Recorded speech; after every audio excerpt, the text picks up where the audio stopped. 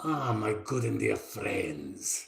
This is Londo Molare, and I'm watching the Bad News Bards. By the way, I hear the Psy Corps is looking for you.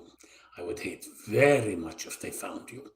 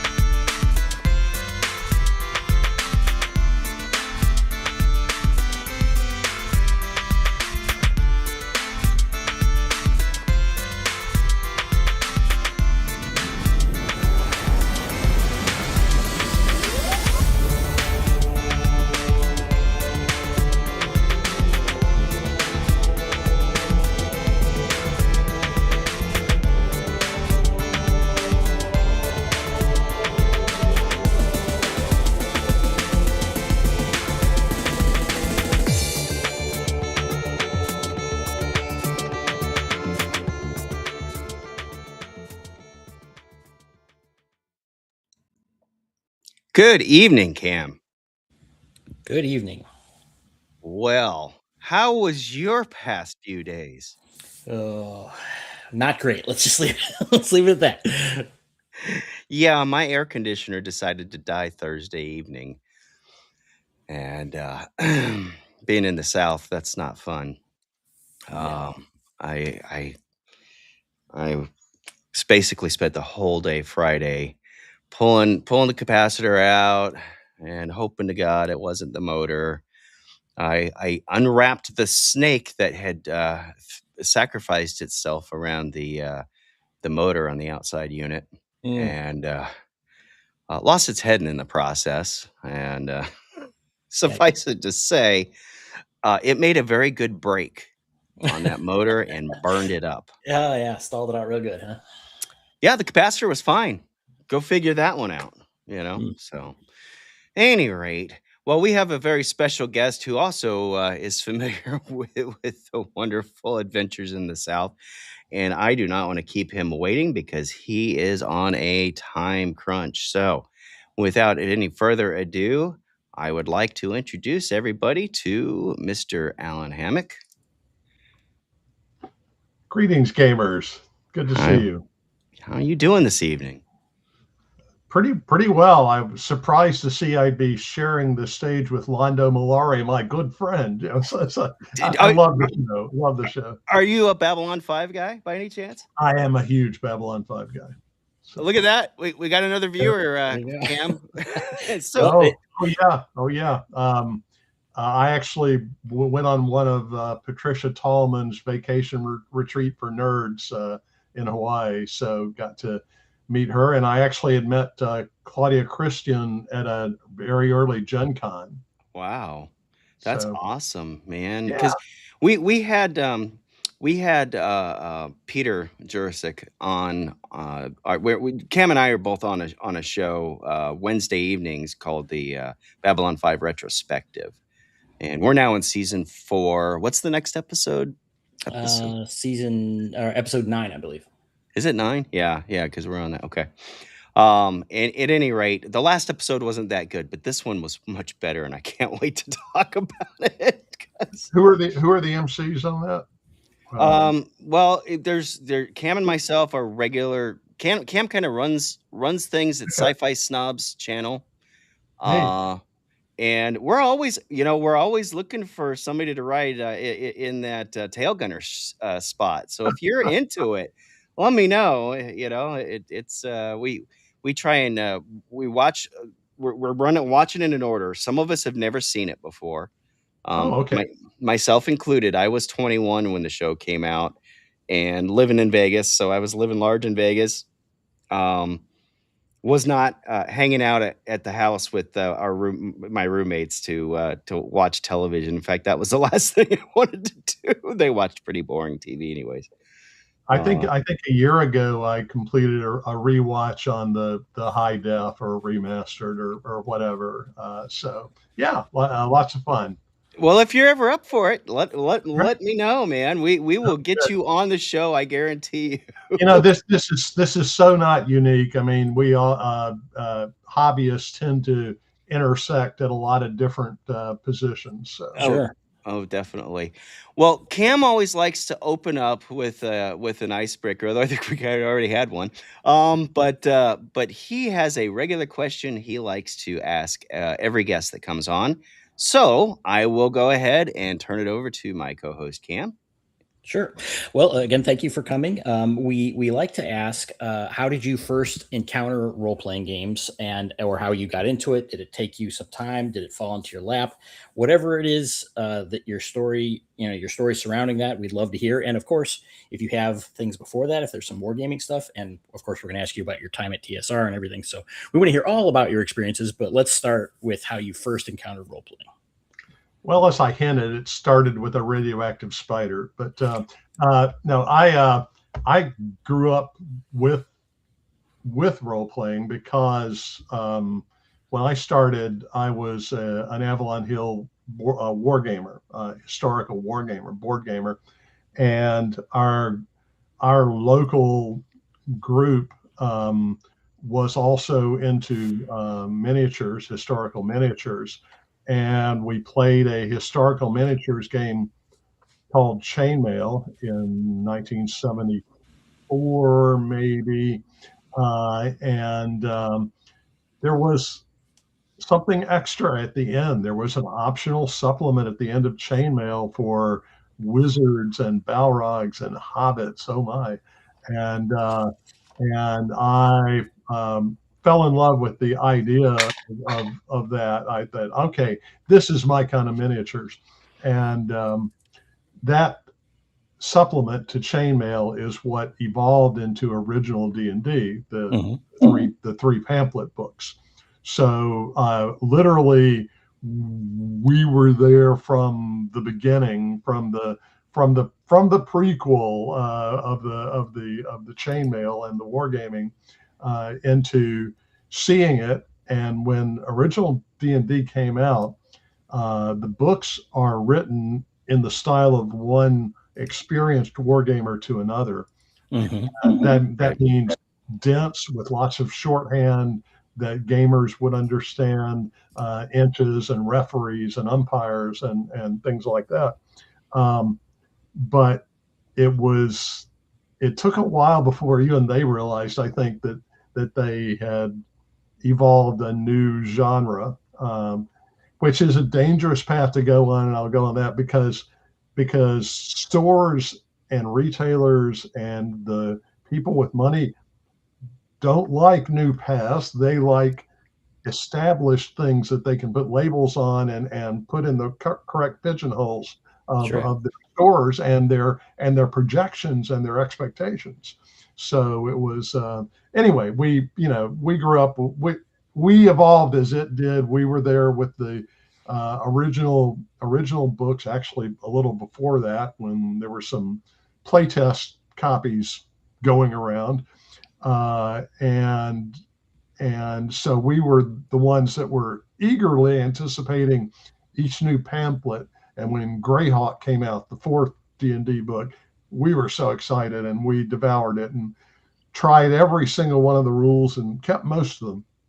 And then when Blackmore came out, same thing. And we got into that. We tried every single one of the rules and we kept one or two of them, not too many of those, because that's the way gamer groups tried things. Right. You things came out and you played the heck out of them and tried to stretch it and push the rules. And if you didn't like it, go back to your set. And by the way, that's what I tell everybody today. I don't really get into edition wars that much. I say, play what you like, play what's making you laugh, So it was the same thing. The Greyhawk rules we had a lot of fun with. The Blackmore supplement rules, including the hit location table, not so much. We lost some people to the role-playing game forever from hit locations baby there, as they found out that it was great for hitting monsters if you rolled the head, and not so good if they hit you in the head. So right. Yeah. Well, you brought up an interesting point there. There's been some, I don't know if you followed any of it, but I guess maybe 6 months ago or so, there was a lot of debate about whether chainmail was actually used by, because in the D&D books, it says, use chainmail, as this. And there's been a lot, two different schools. Some people say, no, we never used chainmail. It had nothing to do with it. And then what it sounds like you're saying is you did. And what my question was, it's like, well, maybe some people didn't, but if they were well schooled in that world, coming out of wargaming, maybe you wouldn't directly reference it, but it was in your DNA kind of thing. It's just something you knew. I mean, and it kind of maybe goes with the theory of evolution, whether you believe in that or not, because I think that that game directly evolved from chainmail. They reference it, but of course they had a financial interest in it, because if you had to go buy a copy of chainmail to play a big miniature setup in there, then yay, they've sold another $10 pamphlet. So so yes, I do believe it very, very directly influenced Dungeons and Dragons. I see a question about dinosaurs. Yeah, so Bill is in the chat, a Dungeon Delver, and he has this question for you. He wants to know who's responsible for all these damn dinosaurs in the Munster Manual. Oh, that's an easy question. But first, Bill, I've got the headphones you left there, and they're yours for $15 plus shipping and handling. Low price. I know they only cost you $1, but anyway, dinosaurs don't have royalties. That's why there's so many dinosaurs in the. They're an easy thing to throw a stat block on, and who's going to correct you? If it's you're the first person doing it. That's the answer. They don't get you. Nobody can copyright dinosaurs. No, our buddy DLSD, and I always forget his real name or the name he goes by, but he's like, but Bill, dinosaurs are cool. And then of course Bill counters with, not when you have to program them into a CSV file. They're so cool. They were in Star Trek: Strange New Worlds a week or so ago. Yeah, they've been in all kinds of stuff. Yeah. So go ahead, Tim. I was just gonna say, so you're bona fide first generation role player from the very beginning, transferring from chainmail into it. So that's pretty darn cool. There's few, a lot of people can go back to the 70s, that we've interviewed on the show, or 80s, like when I started, which feels like a long time ago now, but you're patient zero, one of the patient zeros. Yes, it's Fred. Yes. Right. And that was kind of, I think it was a good thing for a number of reasons. Pardon me, being from miniatures and wargaming, I could understand what Gary and Brian were saying when they were writing, some of their shorthand rules. And when I came on board, I could try to expand it into non-gamer English and maybe enlarge the market a little bit. Mm-hmm. Quick question, and I want to ask you about how you got started with TSR. Did you actually, because this is another thing that's some debate, is did you play with miniatures when you were playing Dungeons & Dragons originally, or did you all theater of the mind? No. We couldn't afford that. We were poor high school and college kids. Okay. We played with index cards. You took an index card, you wrote your name and your stats basically on the front, and the back was your list of equipment. And that also served as encumbrance for us. Don't push the system, and whatever you're writing on the back, you can carry. And then you took the card and you put them on the table, and that was your marching order. You Oh, could that's move cool. the cards around. So yeah, the cards were our miniatures. Okay. And it's kind of funny. I've kind of come a little bit of a circle, because when I fly to most of the cons that I go to, and I can't take miniatures when I'm flying, at least not very often. I'll lug some of my Boot Hill miniatures out when I'm going to Texas.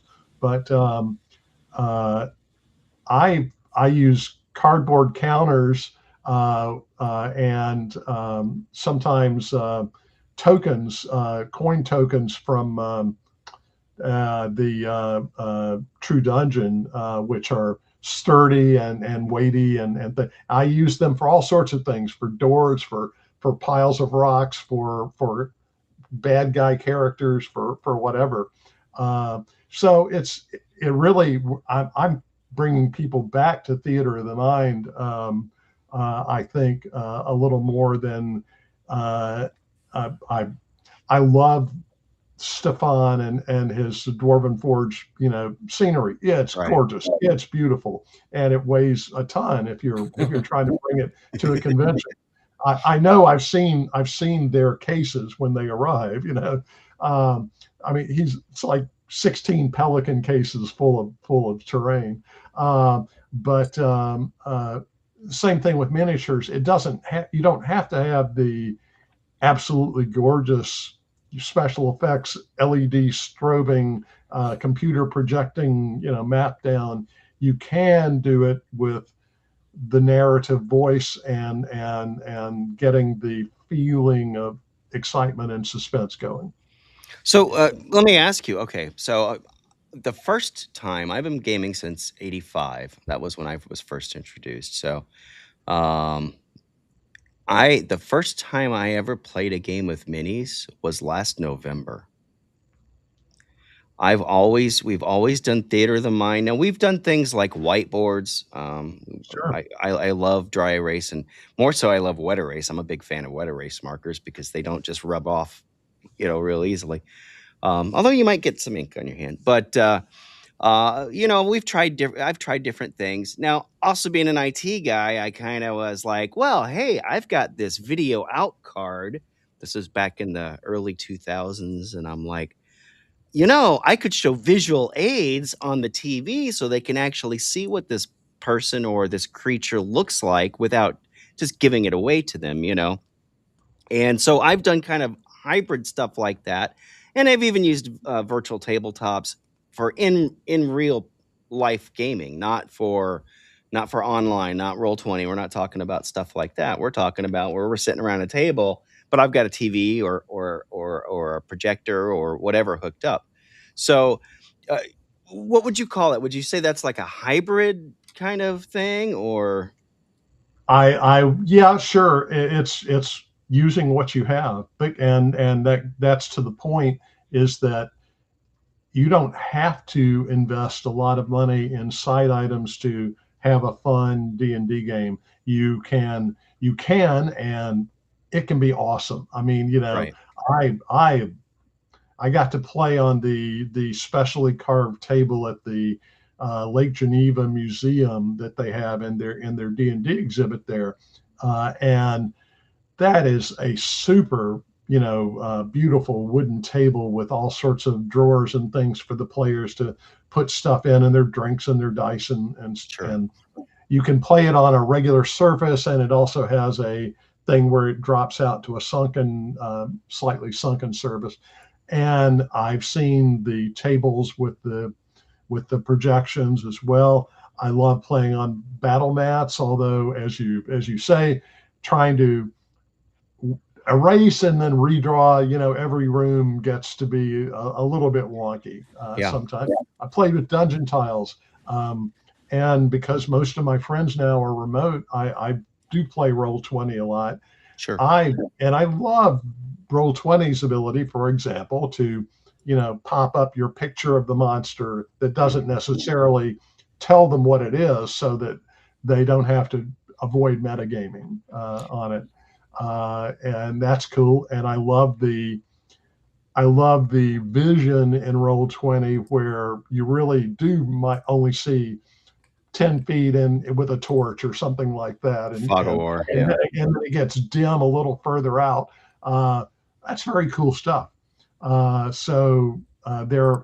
so many avenues for gaming. It's a richer environment for us all, and whatever you can use, the more the merrier, but you can have a ton of fun with a bare bones setup too. Yeah, and there is no wrong way to play as long as you and everybody there is having fun, right? So Of course. yeah. So Camp, should we ask him? He mentioned the wargaming origins. Should we ask him the little discussion that you and I were having last week about this on Discord? You wanna ask it? So you can phrase it better than I can. No, because I can't remember all the conversations we have. You go ahead and ask it. So we were discussing. So you know, with the success of things like Critical Role and in some of these other streaming type shows, you know, we were kind of debating, and we kind of look on it kind of with like you know, is it scripted? Is it not? I don't know. Do I want to do that? And we kind of have like, again, maybe it's us being old grognards ourselves, you know. We wondered. The question came up: did the wargamers back when tabletop role playing games, when the role playing aspect of it first started emerging, did some of them look on us the way that some of us today look on some of this other stuff? You know, was there some negative connotations with some of the old guys back in the day, or what? Oh, of course, and that's purely normal. Yeah. There are some of the historical wargamers, the miniatures players who don't think that they didn't think that the board game should be allowed at the same tournament gathering that they were at, and there needs to be a separation, and then of course with the beginning growth of role playing, it split into three factions, and it's kind of funny. I mean, there's always going to be people that want to. Gatekeeping is the wrong word, but that's a word that's been thrown about that. Sure. that feel that their favorite niche is better, or the right one to move. And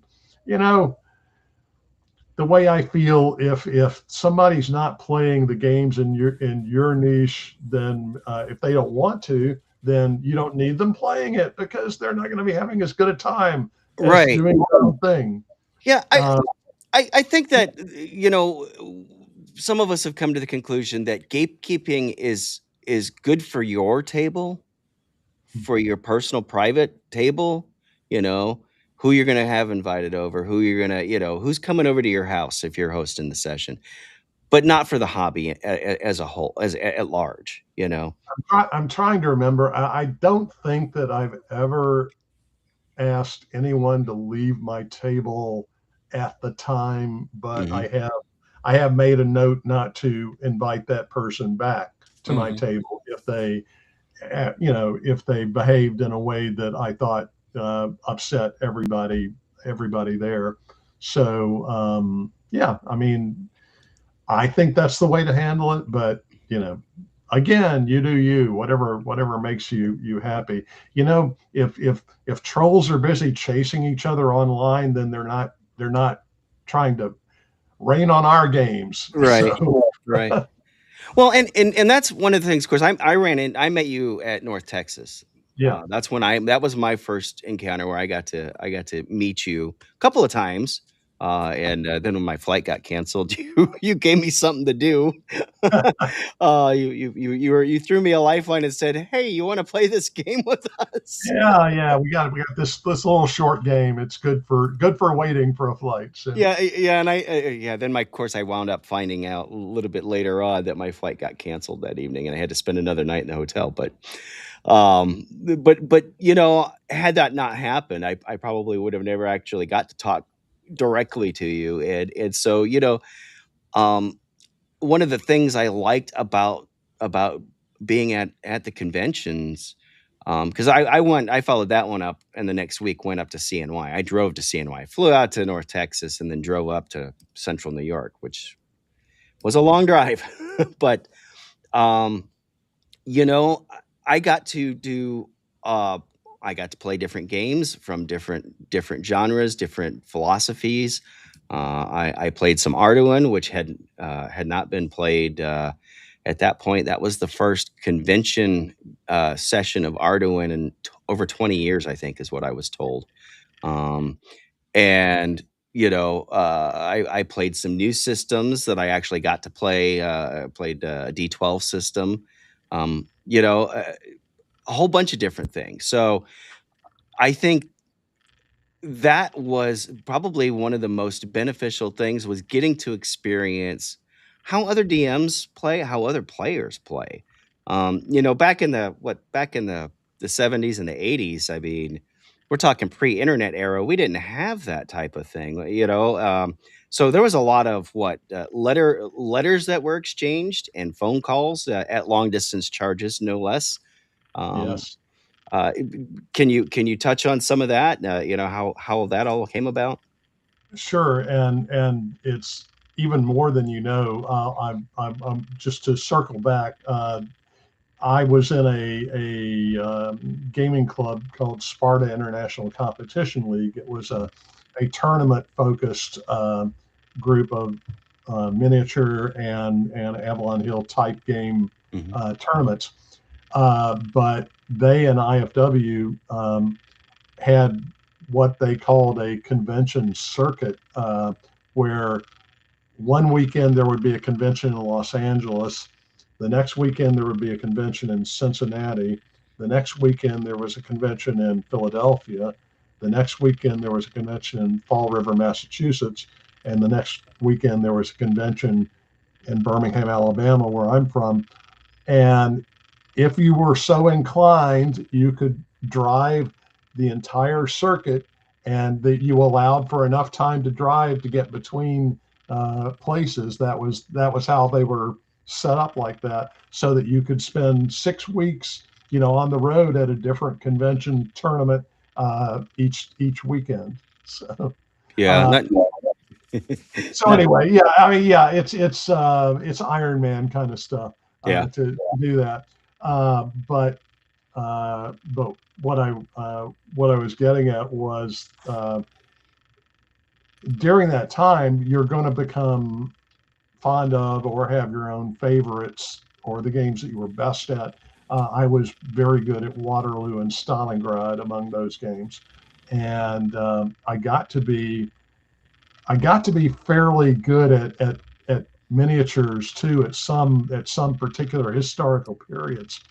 And I think it was more because I was thinking a little out of the box, which, it's true in role-playing games, and it's true of all sorts of games. If you can make the referee laugh, they're more likely to allow your crazy idea.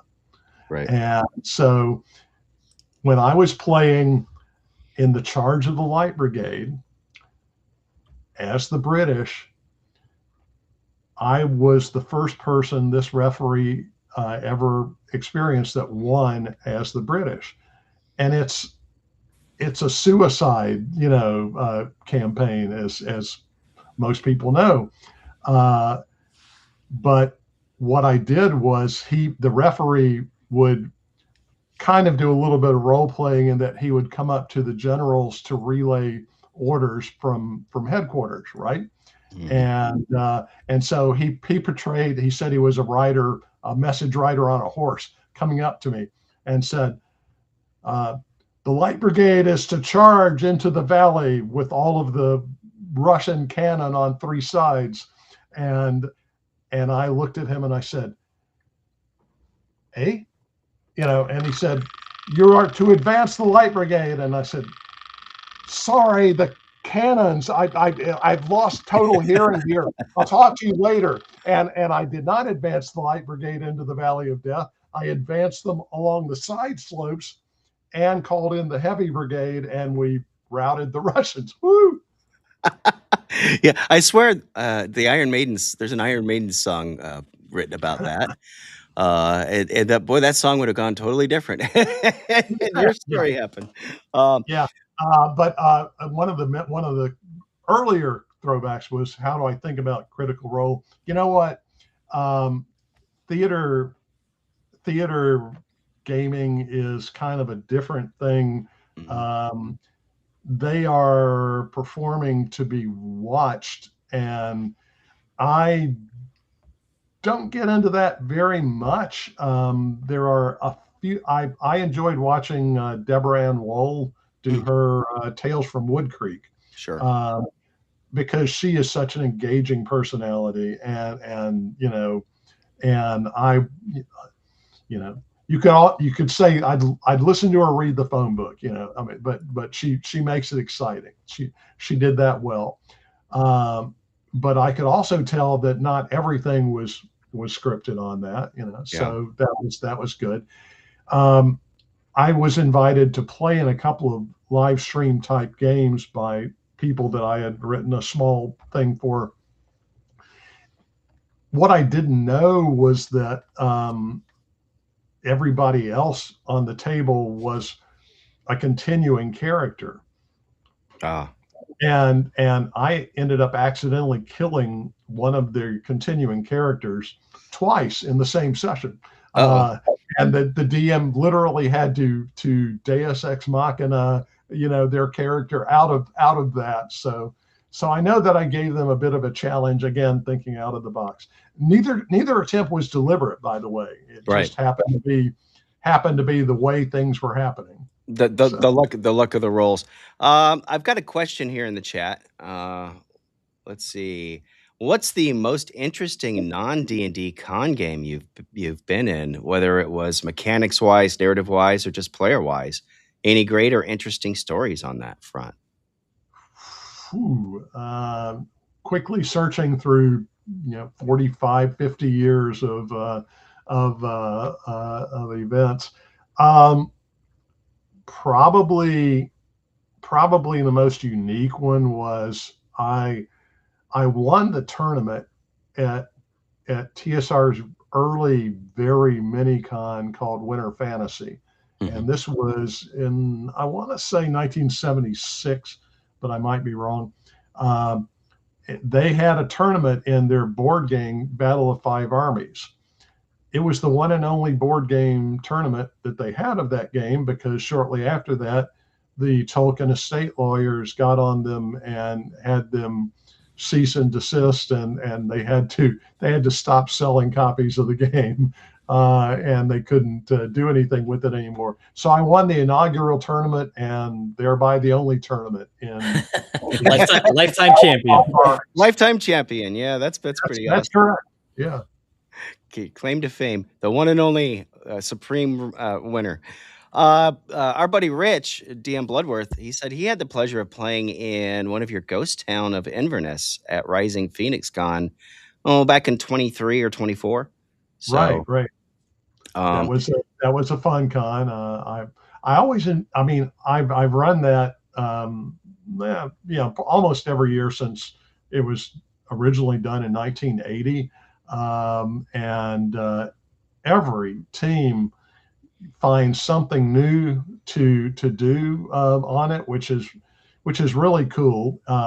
Every once in a while, they set a record that is not a favorable record. One of the teams this past EggCon managed to fight the same monster 3 times, which wow, was 2 more than anybody else had ever done it. So that's pretty awesome. What do you think makes a con really good?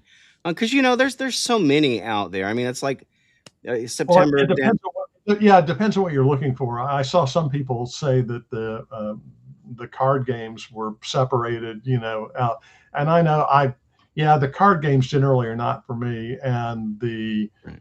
the super complex European style games that have everybody has their own little board with a dozen different counter things going on their board, and you're supposed to be able to read everybody's board. And I can't see that far anymore. I'm having trouble reading my own board, much less somebody. Can't read my own writing End sometimes. of a long table.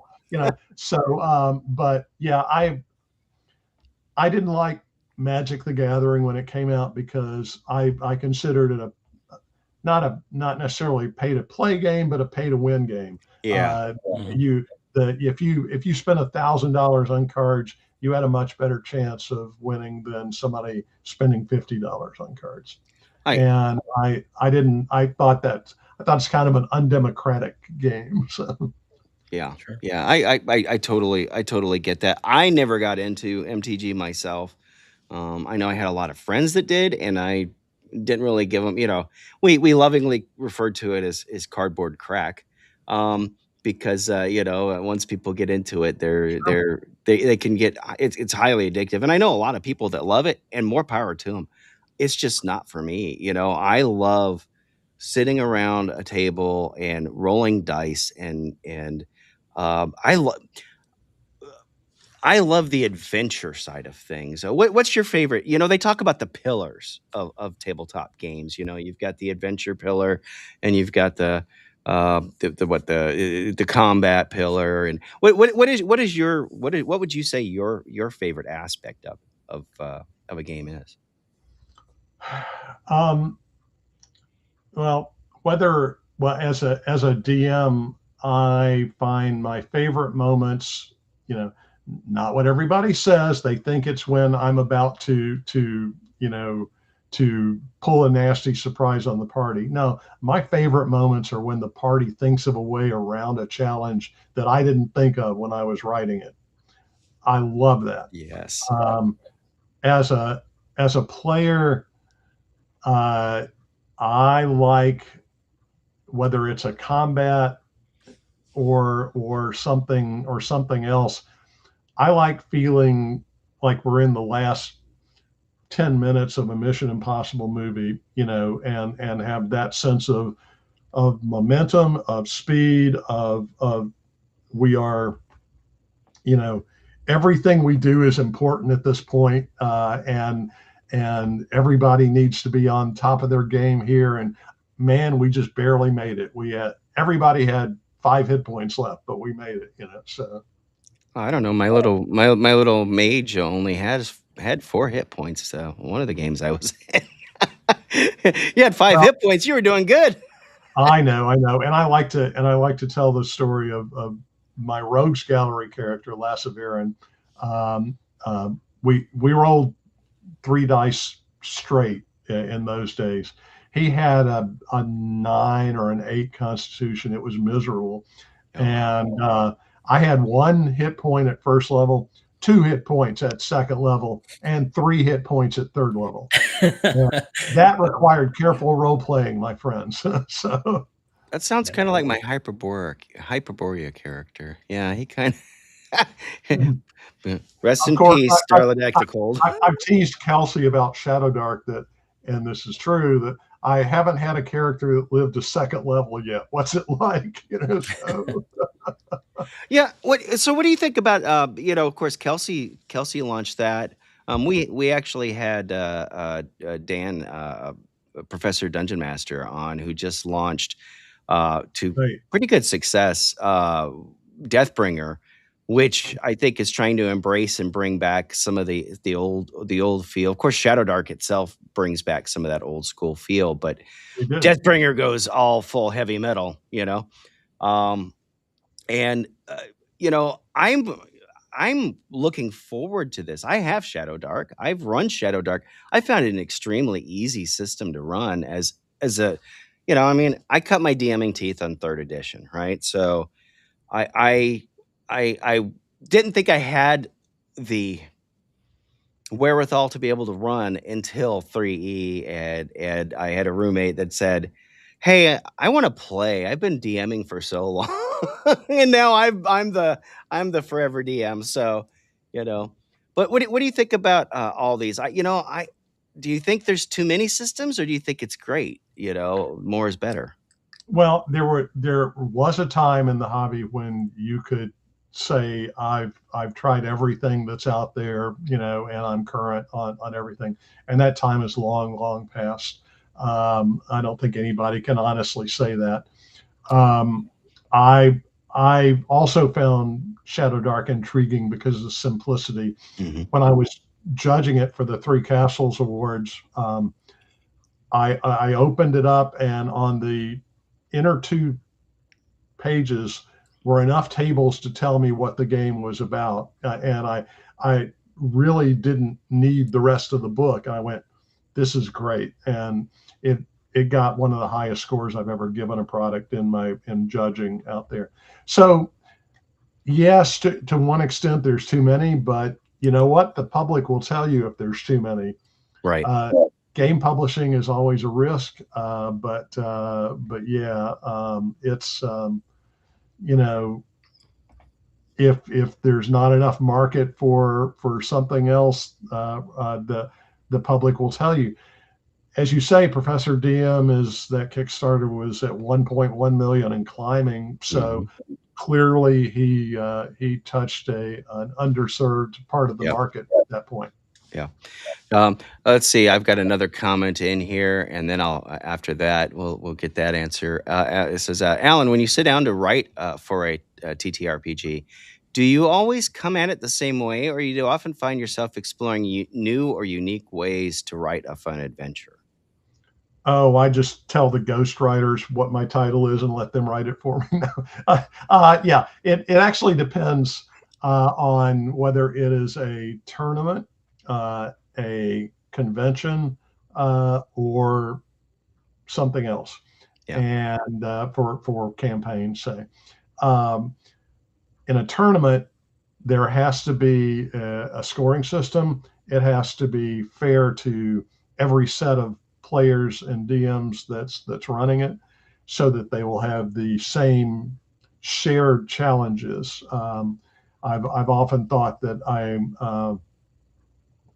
I didn't like the tournaments, and I went through some as a player. I mean, I played tournaments before I was working at TSR. That simply whether or not a character, found the secret door on a 1 in 6 chance walking by there could alter the entire tournament. And that doesn't seem right. Same thing with wandering encounters. You really can't have wandering encounters if you're going to score a tournament fairly. I think if I'm writing for a convention nowadays, I do fewer combats because the pace of gaming today is slower than it was 40 years ago. The people that try to run through first edition tournaments consistently find themselves running out of time, and so I use my referees administration to squeeze them through encounters and apply some damage to everybody, as adjudicating the situation so that they can get to the finale, because I want people at conventions to have a full flavor of the experience, not to bog down, even though it was their own fault for bogging down in a big combat early. Because that's what I do. And in my own campaign, that's when I'll let people spend as long as they want, shopping for the magic item and trying to knock the price down an extra couple of gold pieces and all of that. Fine, do whatever you want. Meanwhile, I can tell that I've got my other players that are sitting there drumming their fingers going, when do we hit something? So. Yeah. Cam, you've been pretty quiet. I'm sure you've got some things you want to ask. Well, I do. The conversation was going great, though, and interesting stuff here. But I did want to ask a little bit about how you got started at TSR and your work there, and any other recollections you might like to share. Oh, that was easy. I answered an ad. Really? There was a one ad in the back. I want to say it was Dragon #1, and maybe it was the end of the strategic review, but it was very, very early on. And that would have been the winter of 77 and 78. That I answered the ad. It said help wanted editor TSR, and basically it was like minimum wage, and we went, well, okay. So I had been an editor of college alt newspapers and things like that. So I actually had some of the physical skills regarding waxing and typesetting and using paste up boards and when copy came out, typeset. In those days, you actually ran it to a waxer and put it up on a cardboard page. And if the column was a little too long, you took a scalpel to it and took those two lines and put them at the top of the next column. So I had some skill in that, and I also knew how to spec type, which is to take 3 pages of typewritten copy and know how many column inches it's going to be in 9-point souvenir, for example. Bill had to throw this in here. He said, "Roll Tide." Yes, roll Tide, Bill, roll Tide. I'm in Vols territory here, right? but what's worse is I'm a Gators fan in Vols territory. So. No, it's all good. The season's not here yet. Not yet. We got a couple months. I'm waiting for the calendar. We all can live in hope for another month or two. So I see the comment about Timcast. We all thought we'd be millionaires. Yeah, Gary did have a meeting with some of the early designers and such, and say that he wanted us all to grow rich together, and sadly that did not happen. But to elaborate on Timcast's comment, if you're thinking of starting your own game company, far be it from me to do it. You can make $1 million in gaming if you start with 2 million or 10 million. Probably very, very true. So that's how you got started there, and then you went into you ended up doing more than editing. You ended up writing and developing Top Secret, right? Right. Well, first I edited World of Greyhawk. That was my first big project there, and to some extent that was some of my happiest times, because I was literally a couple of doors down from Gary in the old building on William Street, the house that became the office, and that was a lot of fun. And then it was shortly after we had finally gotten World of Greyhawk off the folio off to print that Mike Carr said, well, for your next project, we've been corresponding with this guy about a game called Top Secret, espionage game. I went, cool, spy Dungeons and Dragons, we'll do. But it took a little more work than that, on the order of about 2 years of correspondence back and forth, typing carbon papers, asking for 10 more pages on something and getting 20 more pages on something. And that's my Merle Rasmussen experience. So, but you guys worked pretty closely on that, right? Oh, we did. We worked so closely that when they eventually hired him to come to TSR, that they put his office off the side of my office, and we had moved to the big hotel building by then, and he was in. So I was in one of the. I was manager of designers by that time, and was in second or third largest room on that floor, and they put Merle in what had been the ensuite bathroom for that room there. So he had to walk past my desk to be able to get to his desk, which he finds very amusing, and he recounts that. Yeah, there's the administrator. Yeah. I took this picture myself. So that was, I think, our first encounter.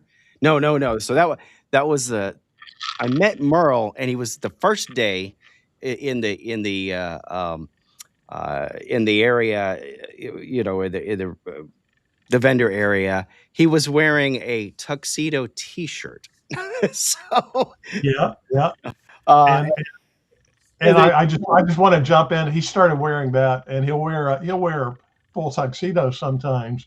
I do think it's overkill there. So one year for North Texas, I came out and I bought a suit T-shirt that I wore out to him. So That's funny.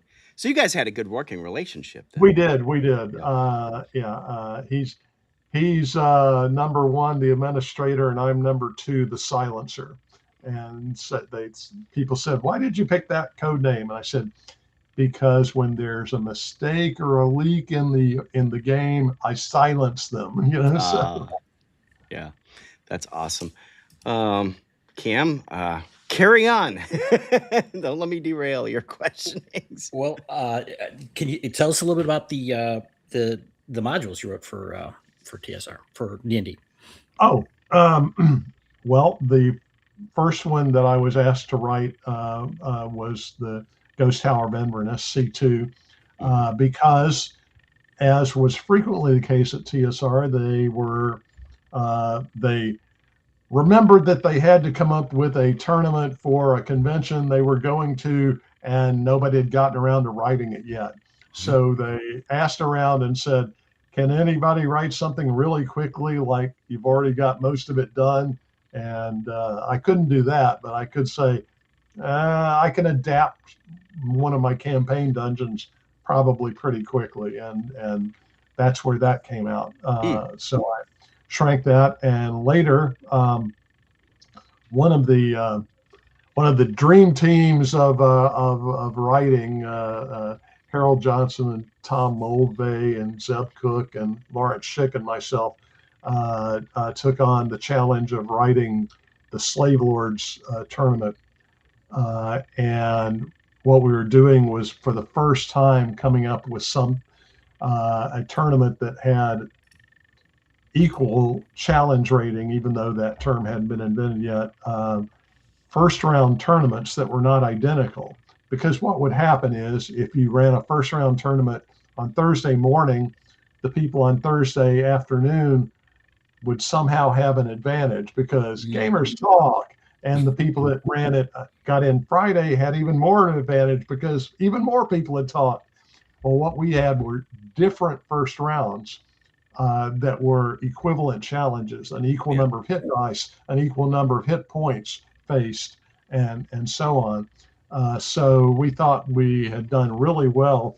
And then Lawrence tells me his idea for the finale, and then said, "Oh, and since you're writing the semifinal round, you have to arrange it so that everybody gets captured no matter what they do." And I went, "Well, that's going to be tricky, So yeah, I had to cheat on that one. So in A3 there is a tournament ending and a non-tournament ending. In the non-tournament ending, you've got a chance. In the tournament ending, I can't let you have a chance because you have to start being captured at the beginning of A4. Right. So you apparently had some work to do on the Fiend Folio. Delver. He was, well. So our relationship with TSR UK was a little rocky because Gary was trying to get European D&D, going, and he had made a deal with them, and they kept sending us things that we went, well, that's an interesting and scary idea, but you've also got it. Again, I'm just going to use challenge rating because that's good shorthand. Sure. It wasn't being used at that point that way, but they misscaled it on the challenge rating. They had things that would kill people at the levels that they recommended it for, and we said that, and we were told, "Oh no, you have to treat them like you're treating my work. Edit very lightly, don't change anything like that." And we went, "Okay, fine." And we had kind of that experience through all of Fiend Folio. It was like, okay, some good stuff here, but if I'm playing it in my world, I'm going to change the levels that you see them on, or the Right. party levels that they'll encounter. So what's this about a font? Did they? Oh, I'm not sure which particular issue Bill was talking about, but they, for some reason, both they and the Blooms liked to use a very tiny sans serif font that had very tight letter spacing. And the problem with that, at least from an editing point of view, well, I think there's a problem with a reading point of view. From an editing point of view, if you have a sans serif I next to a sans serif L, there's almost an indistinguishable difference between them, Right. that dotted I and the L. And the J is not much better because it only has a slight hook on there, and it's too easy to miss typos. That was my editorial complaint on there. So Fair enough. So you did a lot of editing, but then you also did a bunch of writing. yeah. Well, as editing credits especially at TSR could be wildly different from what they actually said. In that, after the contract experience with Gary and Dave Arneson, TSR was loath to give too much credit to anyone. So it wasn't, they wouldn't do a written by, Gary Gygax with supplementary material from Zeb or from Lawrence or Tom, or me or whatever. That it would be big help, and that literally would be the credit that you would be given in this list of on the frontispiece and there. And we went, well, yeah, we wrote like 3 or 4 pages each. I mean, it was Right. it was more than an editing credit and less than a full co-designer credit, but there had to be something in between, and that's where I came up with the development credit, Oh, yeah. which still was abused, but I sold it to them because it didn't say designed, and it didn't frighten them that they would eventually have to pay royalties on it in a lawsuit. Yeah. Follow the money. That's usually the answer to a lot of questions. Yeah. That seems to be a thing. Cam, what else you got, man? Well, I know we're running out of time. Yeah. We don't want to, We don't want to push you. We don't want to tax you, man. Right. I have this much time left because that's how much beer I've got left. Okay. Well, I guess again, I love hearing stories about the I don't want to say the old days at TSR. And are there any juicy anecdotes that you'd like to share? I know that you were there kind of as things were starting to have some rocky times, and you can talk about that or not as you prefer, but I'd love to hear anything about your time. Well, I was there from 1978 till 1983, and at 1978 I was the 12th full-time employee there currently, not counting people that had already been fired or left, like Arneson and the Kunzes and so on. Right. And 1983, at one point, counting the crazy wild things like the needlework people and the miniatures people, there were 350 employees or something right before the bank called in the purges, and that was one of the ones that I got caught up in. So reduction in force, whatever. But the craziest story is that when we were doing an employee campaign semi-play test of top secret where each of us was in charge of various countries, and we played through a referee who was Brian Bloom. I was the Russia, the KGB. I was doing my sneaky Soviet stuff and employing lots of third parties to do my work so that I wouldn't leave my fingerprints on things. And one of them involved orders to eliminate this non-player character who had become troublesome to us. Well, no one rid me of this troublesome Mr. Weatherby, and somehow the order got dropped out of Brian's envelope, maybe in a restaurant, maybe that was where Pizza Hut was where it was found, and the FBI were called.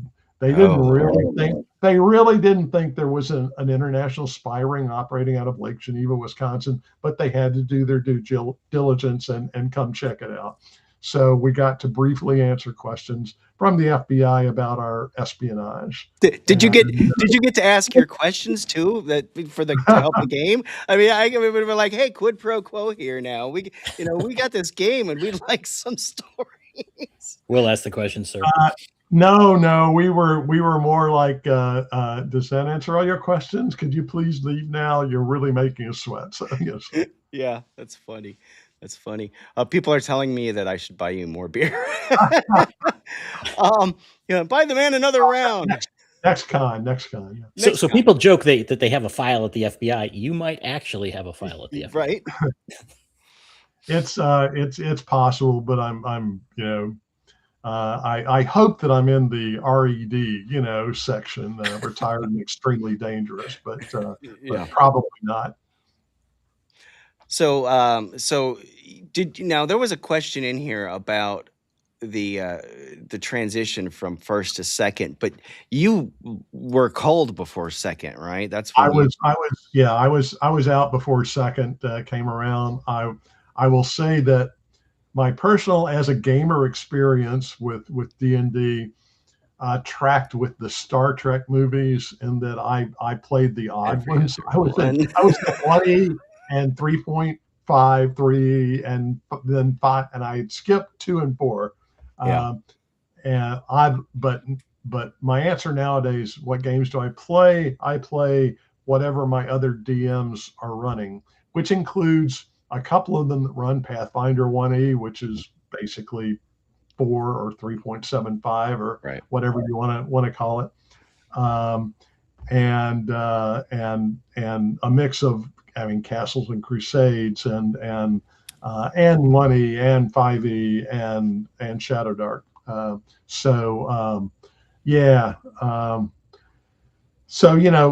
I remember you telling about being the forever DM. It wasn't that way when in our early experience.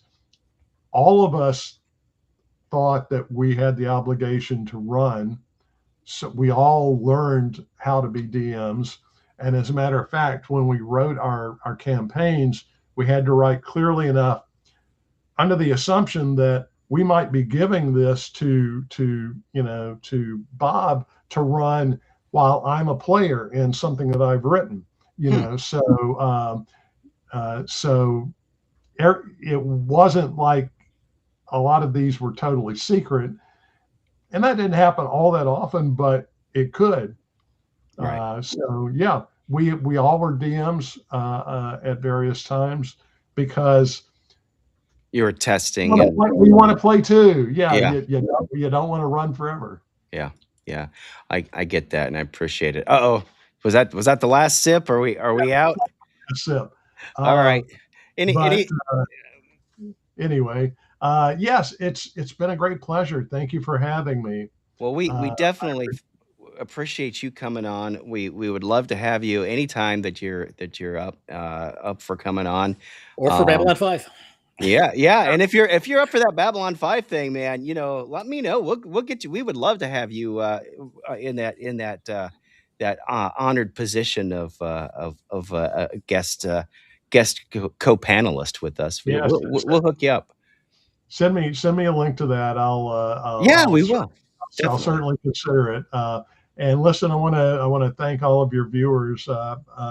If not for people like y'all paying attention and playing the games, we wouldn't be doing any of this. So, Yeah. thank you guys. Appreciate it.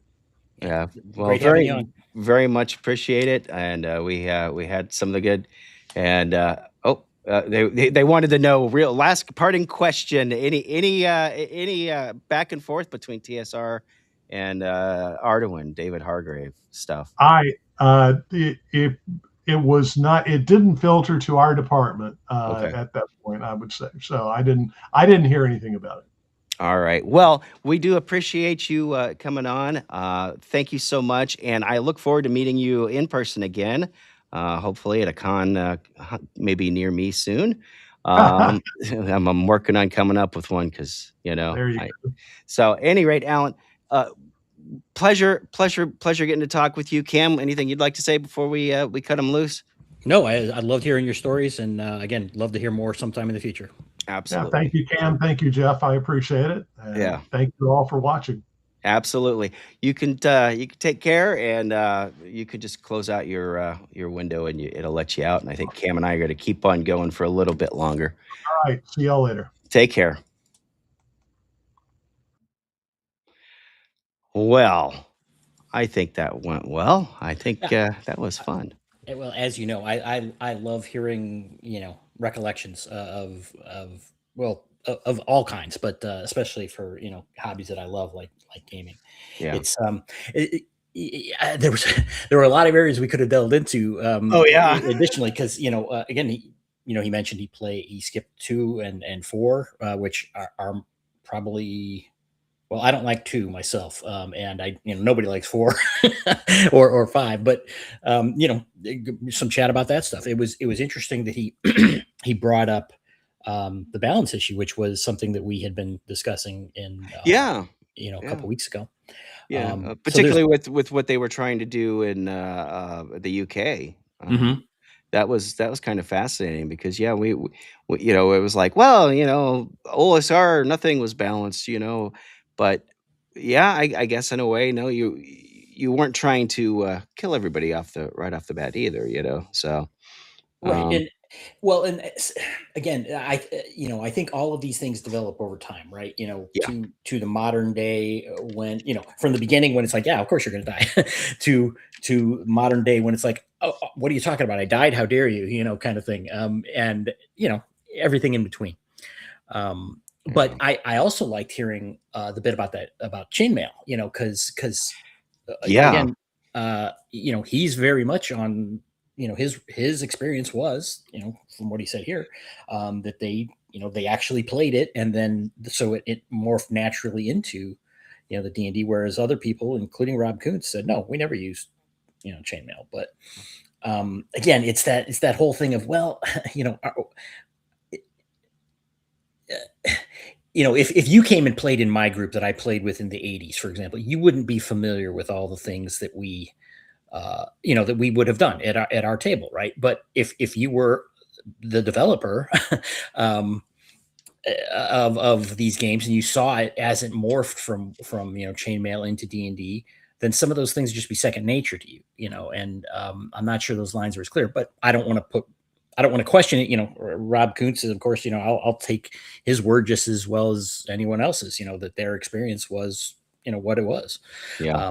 But it's interesting. And unfortunately online, it became kind of a stupid, argument of, I'm not sure what the motivation was. I came into it late, but that's the kind of stuff that I like. I love the history of gaming and seeing, these experiences of these guys that were actually there. That's super fun. Yeah. And I tried to get to as many questions as I could. We kind of we were up against a time limit with him. As he said, he gave it to there. So and mad respect for him. It was great for him coming on. Yeah, we like I said, I had a blast playing a game. Of all things, I played in a game that wasn't even. It was a tabletop game, but it was not a role playing game. I died all 3 times, by the way. But that was just like my first getting to know him, like because I had met him, seen him, I got the picture with him and Merle, and I guess it's safe to say, can I release? So next week we're gonna have Merle on. So, um, those of you that, So we can get the other side of the story. so we can get the other side of the story. Yeah. So tell me, what were you doing at that time? No. But Just a quick note, Chris Moneymaker mentions get someone from TSR UK on. Boy, that would be awesome. That Yeah. would be awesome. And we should probably get Dean to help us on that one. Oh, of course, you got the language barrier, right? Yeah. American to English. I speak American. No, but I think it's fascinating that he grew up in Birmingham, so he was he was in the South, and yet wound up going up to Lake Geneva and working with these Yankees up there. God bless him. But I imagine that would be a bit of a change. yeah, well, and in the 70s, I could see that being a big jump. Andy was just saying it's like it was basically minimum wage job. It's like, yes, I'm going to uproot my life and move. I mean, that's some real passion for for the RPG world doing that. That's yeah. And I'm not sure whether it's Dave or George that was in there. Like I said, I tried to. I did ask that, but it's one of those things where sometimes you get compartmentalized, and I think that's probably what went on, especially at that point. He was probably charged with doing so many other things that may have precluded it. But yeah, I wonder what it was like being there, like again, essentially ground floor, right? 12 people he was saying that were there Right. when he started, and then 12 to 350, right? He said, right, yeah, that's a massive change in. I mean, the whole culture would have had to be different just because of the organization. I mean, that's required for that. Dealing with a handful of people is different from dealing with a sizable small business. Well, yeah, because on one hand, all 12 of you guys can go out and get a table at lunch. You can't. All 350 of you can't. That's just not even practical. Well, yeah, and I mean, again, I don't want to project anything on TSR because I don't have any knowledge, but there's also people naturally gravitate to groups, and it's like this is kind of my group, and that's the other group, and then of course, at even bigger levels, you get inter-party politics, division. Yeah, yeah. this division versus that division. This team versus that team. Yeah, and right, and I could see that. I kind of I've been on both sides of that. So Jeff, have you read the any of these books by some of these guys that I don't have much respect for at this point, but basically about the the early days of TSR and such? I've got Ben Riggs' book. Mhm. I bought it before I knew that he was not the history buff he proclaims himself to be. Yeah, amen to that. I did too. I read it. I think I find Martin from Daddy Roll to One to be a much more reliable source of information. Mhm. I would consider Martin to be a historian for sure. And I think it's sad that people have allowed politics to divide up. We're already such a small niche group. Everybody just needs to get along, man. Yeah, I read John Peterson's book on the I forget. Hold on, I have it over here. The name of it was the Game Wizards, which was kind of the again the origin story, same as the Slaying the Dragon, which was Riggs' book, and I like Peterson's book pretty well. I think he's had some stupid comments as well. I'm not 100% sure about that, but I think he's one of the jumped on the bandwagon of taking swings at these guys who are not around to defend themselves anymore, which Right. I think is garbage. But Riggs is just, I'm happy to say it here without, he's a piece of crap. That guy. You have no love for him. No, Okay. he can go to hell I as far got as you. I'm concerned. Yeah. And because Jason, our friend at Sci-Fi for Me TV channel, which is where we met, of course. I was reading that book and he talked about me doing a review of it, and I was going through it and I'm like, I don't like this guy. It's his. He's got preconceived notions. Yeah, and he kept on referring to Gary as Saint Gary. Saint Gary, Saint Gary, and it's like, I could see if somebody says that one time because obviously there are huge Gary Gygax fanboys and something, and Sure. He kind of mentioned it, but he kept saying it again and again. I'm like, this guy has got an axe to grind. He's I don't trust anything this guy says at this point. Yeah. I think I like going to the sources when you can. Yeah, and the people that were around then, and everybody, the time separation changes perspective on something, sure, but there's a lot of written material out there. Some of the letters that were published in the articles and whatnot that were published in Dragon magazine and so on and so forth, throughout the years. So there is a lot of written documentation, and as Martin even pointed out, here I'm not trying to give an opinion. This is what the legal record showed. Right. This is or what the this is the evidence for how things proceeded at any given point in time. He's not trying to make a form an opinion or try to sell anybody on one perspective or another. By the way, I should note tomorrow is Gary Gygax Day. Did you know that? I did not remember that. Tomorrow is Gary's birthday, I believe. So I've been seeing posts about it,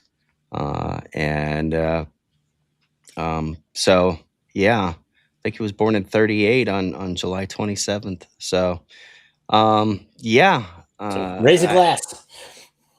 Definitely, here's to Gary, Absolutely. and to all the guys from that helped in this, that shape our hobby, man, and forged a new path. I mean, like I said, Alan was a war gamer that was at the very beginning of this whole offshoot that became, what we know as Dungeons and Dragons today. So. Yeah, and then that's why he was a great guest, right? That he has these insights, and there's, there's sadly, of course, there's less and less of these people around as time goes on. Yeah, and I would, I would love to hear more from them than some historian, in quotes, that has an axe to grind.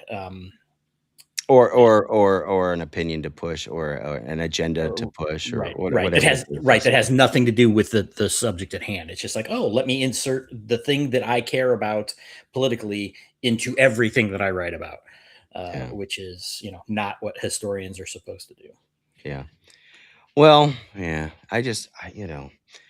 I love these guys, man.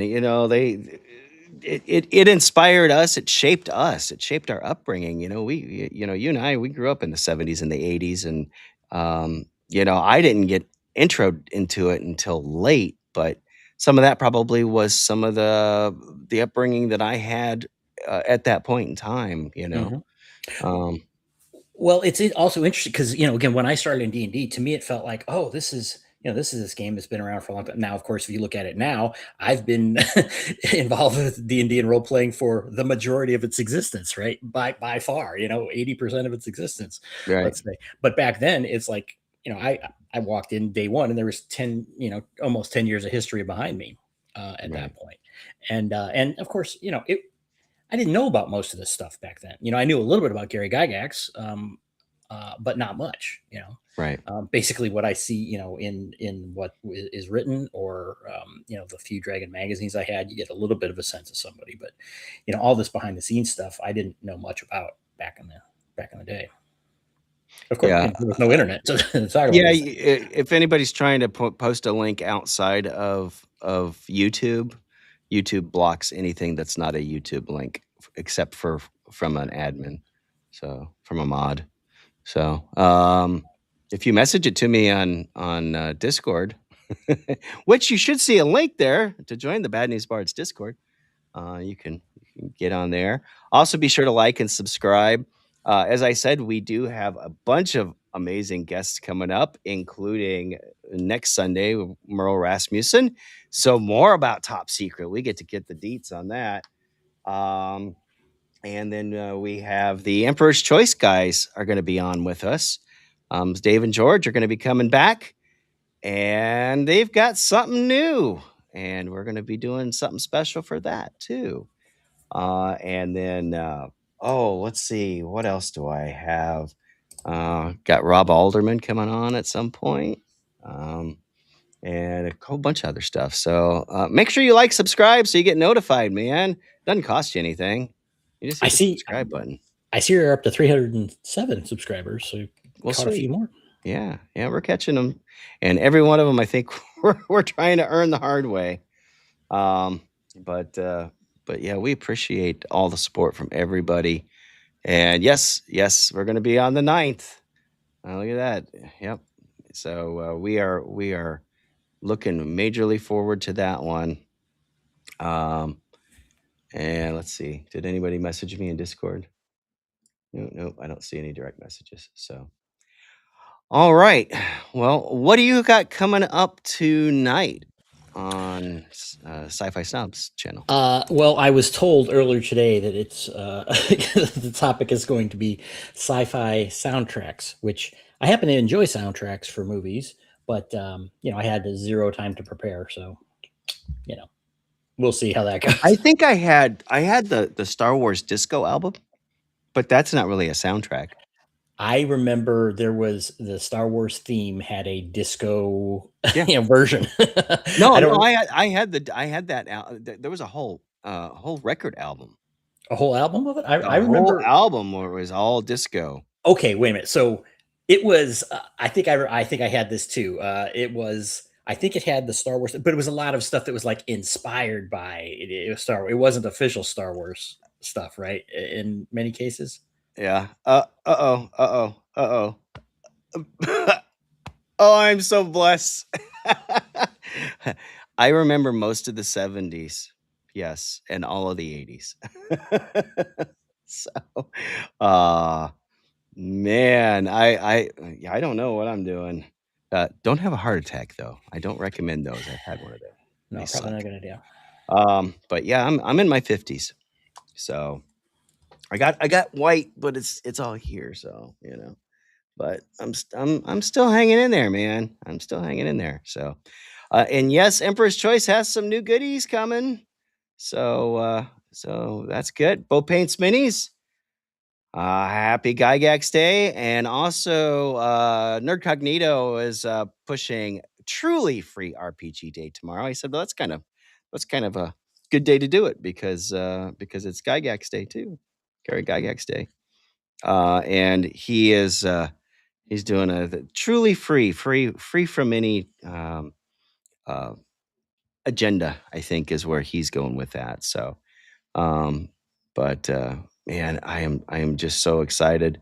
I've got we're gonna have a couple of guys that we have not had on the show from Troll Lord Games, including one of the guys that's designing stuff with them right now.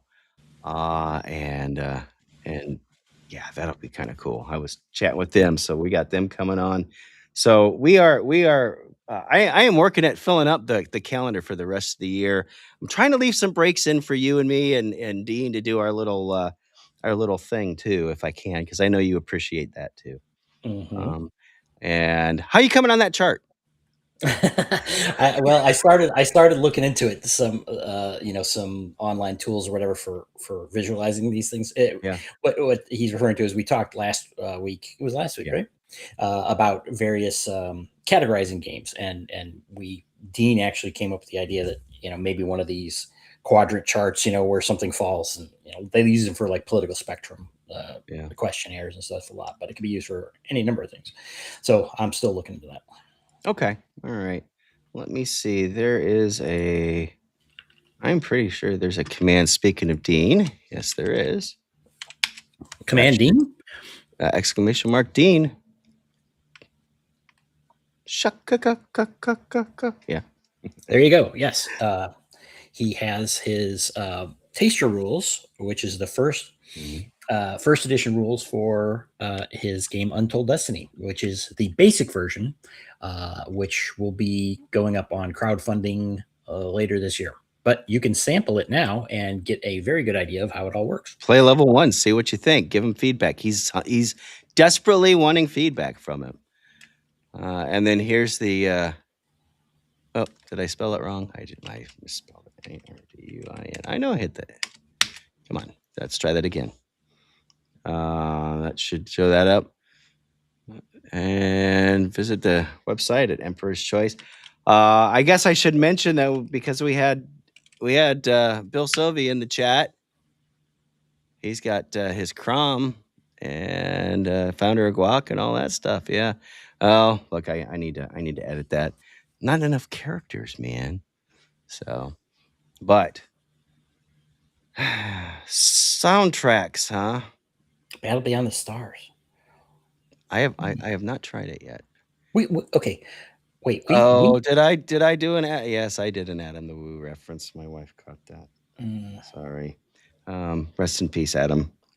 We actually got to meet him, and I grew up partially I grew up in the same area as Adam the Woo did, and lived in the same town before I moved up to Tennessee that his parents did. And he's buried in the same cemetery as the rest of my family. So that tells you anything. But Chris Moneymaker said Battle Beyond the Stars. We actually did on the Sci-Fi Snob channel a review of Battle Beyond the Stars. Did you really? Yep, just linked it there on Snob channel. I don't know, when was that? 7 months ago. Yeah. Which I saw in the theater as a kid. Well, that's cool. You're always doing stuff like that. Yeah, you guys keep me busy. We try. That's our job. Between Snob and myself, I think you guys do it out of the goodness of your heart. You're like, oh, this poor guy, he's got nothing. He's got nothing other than trying to get his car fixed. I've got nothing better to do than try and fix my air conditioner. I still have the old motor sitting out here, and the thing's too heavy to lift. I had to bang the shaft of it through because it had been on for a couple of years since the last time the motor was burnt up. And it did not want to let go, didn't want to give up the ghost. I used WD-40 and was about ready to break out a torch. But I said, well, let me try this one last thing. And it started going, and it finally, the motor finally fell out of the fan blades. And then I'm like, oh, thank God. So, but at any rate, he hasn't seen it since 1985. Wow. Let's see. Where you changed the background? What? Oh, I don't know what they're talking about. Well, anything else we want to go over? Or should we make it an early night? I think look at that. You're going to get a break. Well, I can actually get something to eat between shows. Yeah, you actually get. Is that normally what you try to do? I figured you just try to run real quick to the restroom. Yeah, I got about 3 minutes usually. So get a refill. So yep. All right, guys. Well, if anybody has any questions in the chat, now speak now or hold your peace until next Sunday. Yeah, and great questions and interaction from the chat as well. So yes, thank you everybody for coming. Oh, yeah. Here, let me bring that up here so that people can see that. Maybe. You got a special camera on it?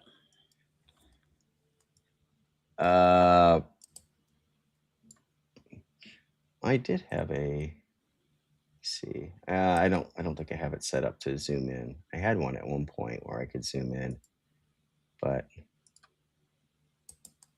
yeah, that map, I built that frame myself. I love that map. That is such an awesome map, and you can get it too from Emperor's Choice. So But let's see. The Babylon 5 show is Wednesdays now at 10 p.m. Eastern, right?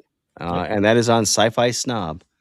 I thought I had a shortcut for Snob. I actually have one. I can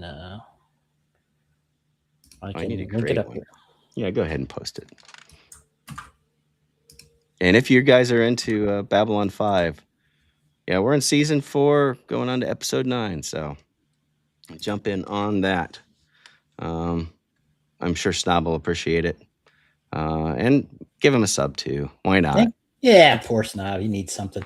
And go back and watch the older episodes too if you want to catch up. And on my channel, as well as on Snob's channel, you can see our interview with Peter Jurczyk from Babylon 5. He played Londo Mollari. He also was in a whole bunch of episodes of Hill Street Blues and a spin-off show of Hill Street Blues. He was in a few episodes of MASH and Barney Miller. And he played in this little movie. What was that movie called? I think it was called Tron. Yeah, he played Crom in Tron. Crom, like Crom, C-R-O-M, like Crom and Crom, like Bill Sovey's Crom, and I think there's another Crom that people keep on talking about. So, yeah, he was a delight. So go ahead and check that out. I got nothing else, and it doesn't look like anybody else has got any questions on there. Farscape is free on YouTube. Well, yeah, maybe that's our next one, huh? I don't know. There's been some mention of it, yes. We have talked about it, so. But with that, I think we're going to go ahead and roll the credits. Thank you, everybody, for showing up. We will see you again next Sunday. Thanks, everybody. Take care. And peace.